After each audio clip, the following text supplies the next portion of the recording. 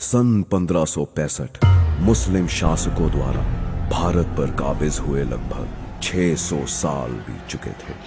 उत्तर में मुगलों के नाम से सुन्नी तो मध्य में शाहों के नाम से शिया राज कर रहे थे। दक्षिण में विजयनगर आखिरी हिंदवी साम्राज्य था। इसकी समाप्ति के साथ ही संपूर्ण भारत मुस्लिम साम्राज्य होने वाला था। 15 जनवरी 1565 को मुस्लिम शासकों द्वारा विजयनगर के अंतिम सम्राट राजा राम राय की गर्दन का सूली पर चढ़ा दी गई और इसी के साथ हुई हिंदवी साम्राज्य की संपूर्ण समाप्ति की घोषणा। पर फिर भारत को बेबीलोन की तरह किताबों के पन्नों से गुम होने से कैसे बचाया गया? कैसे एक मृत कर दी गई सभ्यता फिर जीवित हुई? इस कहानी की शुरुआत हुई सन 1645 महाराष्ट्र के रायरेश्वर मंदिर से। एक 16 वर्ष के बालक द्वारा शिवलिंग पर अपना खून चढ़ा हिंदवी स्वराज्य की शपथ ली गई। इस पराक्रमी बालक का नाम था शिवाजी राजे भोसले।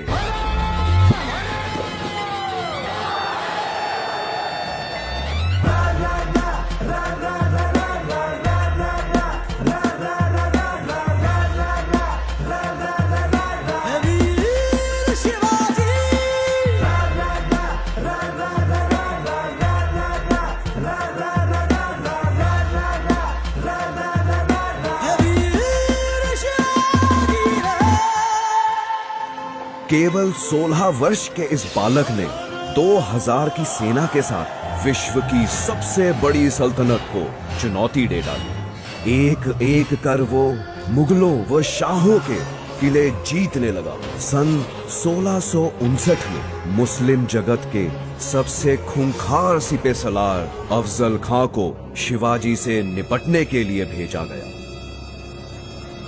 कहा जाता है कि शिवाजी पर आक्रमण की शुरुआत जल्लाद अफजल खां ने अपनी 40 रानियों के कत्ल से की थी। लेकिन शिवाजी की चतुराई के सामने अफजल खां की बेरहमी भी काम ना आ सकी। स्वयं को अफजल खां से डरा हुआ बताकर शिवाजी ने उसके सामने संधि का प्रस्ताव रख दिया।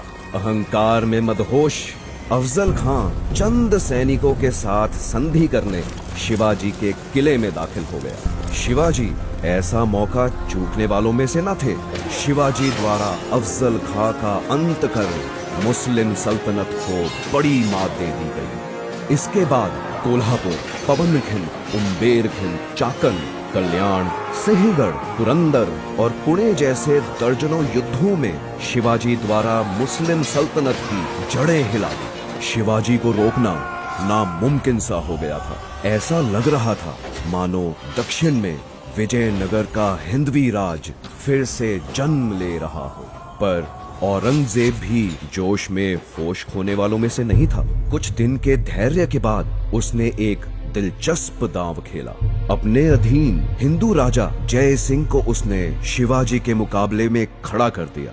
हिंदवी स्वराज्य की कामना करने वाला शिवाजी हिंदू राजा पर वार नहीं कर पाएगा।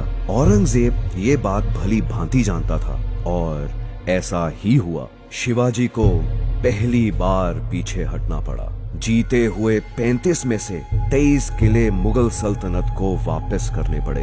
एक बार फिर भारत भूमि के किसी योद्धा को अपनों के ही कारण परास्त होना पड़ा। इसके बाद शिवाजी ने एक हैरान कर देने वाला निर्णय लिया। उन्होंने औरंगजेब को एक पत्र लिख उसकी ओर मित्रता का हाथ बढ़ा दिया। सब स्तब्ध रह गए। शिवाजी इस दांव से क्या हासिल करना चाहते थे, किसी को कुछ नहीं समझ आ रहा था। शिवाजी को झुका हुआ देख औरंगजेब काफी प्रसन्न हुआ। मुगलों से हाथ मिला शिवाजी द्वारा दक्कन की शिया सल्तनतों को जीता जाने लगा। संपूर्ण भारत को मुगल शासन के अधीन देखने का इच्छुक औरंगजेब शिवाजी की कुशल रणनीति से बेखबर था और दक्कन में शिवाजी की इन जीतों को अपनी जीत समझ रहा था और आखिर एक दिन 6 जून 1674 में शिवाजी ने 50,000 से अधिक ब्राह्मणों, पुरोहितों, क्षत्रिय राजाओं व व्यापारियों को एक भव्य समारोह में एकत्र किया। सबके सामने वेद मंत्र उच्चारण के बीच शिवाजी ने स्वयं को छत्रपति घोषित कर दिया। हिंदवी सल्तनत अब एक स्वतंत्र सल्तनत ऐलान की जा चुकी थी। औरंगजेब क्रोध से बौखला उठा। शिवाजी द्वारा एक अलग सल्तनत की घोषणा सीधी मुगल साम्राज्य को बड़ी चुनौती थी, पर अब बहुत देर हो चुकी थी।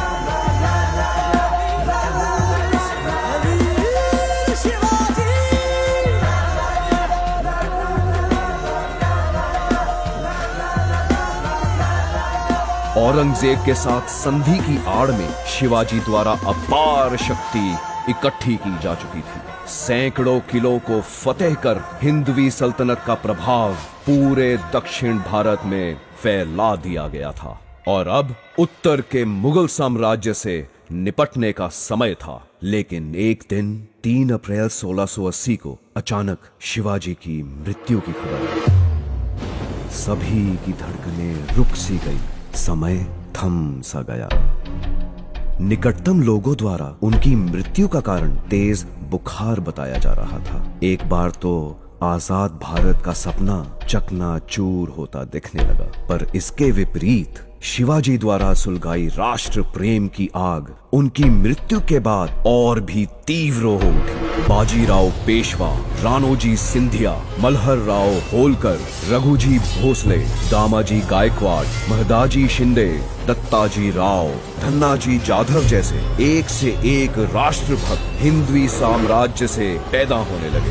देखते ही देखते बुंदेलखंड, गुजरात, अजमेर, बेरार, मुल्तान, अवध, आगरा, इलाहाबाद, लाहौर, एक के बाद एक सभी मुगल राज्य गिरते चले गए। 1760 तक मुगल सल्तनत सिर्फ दिल्ली के इर्द गिर्द सिमट कर रह गई। उत्तर में पेशावर से लेकर दक्षिण में पौंडीचेरी तक हिंदवी स्वराज्य का परचम फैल गया।